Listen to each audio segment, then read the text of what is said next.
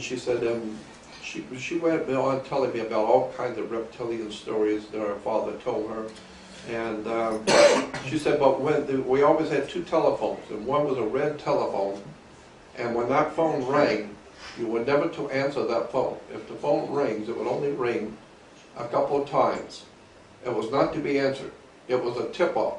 When that red phone rings, that means your father has within 5 minutes to be prepared, dressed, with a briefcase ready to go. Because in 5 minutes from that telephone ring, the military would pick him up. And she said, I've been there many times when that happened. The military knocked on the door, would say nothing. There were no words spoken at all. Everybody knew what they had to do. And he would just walk out, open the door, go down to the car, get in the car, and drive off.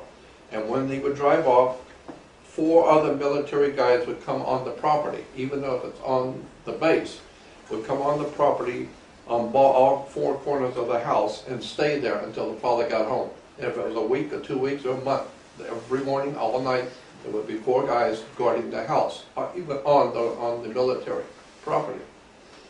And she said that one night, she always wanted to be left by herself, and the father would never allow her to be left anywhere by herself.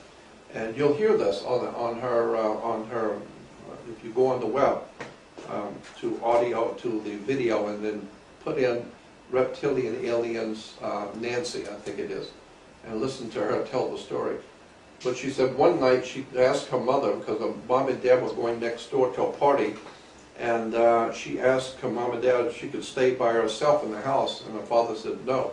So she moaned to her mom, and her mother talked the father into letting her stay. And so he agreed, because the mother wanted it. So he agreed. And so when she said when they left, a little while after they left, she said, I was in my bedroom combing my hair, looking in the mirror, and she said that my closet door was like a French door opening on the closet. She said, while I was combing my hair, a reptile alien stepped out of the closet, but he had to step down to get out from under the header. And he stood up, almost touching the ceiling, and looked at her. She said, I'm looking in the mirror, looking at this thing, and it's looking at me. And she said, it began to move toward me without walking. It just began to float slowly toward me. And she said, I got the feeling it's like coming up on a fly, you know.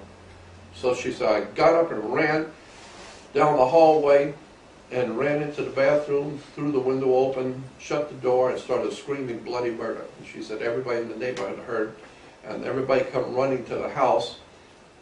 She said, when I opened the window, I heard this thing come down the hall, and it was very heavy. You could hear it walking coming down the hall.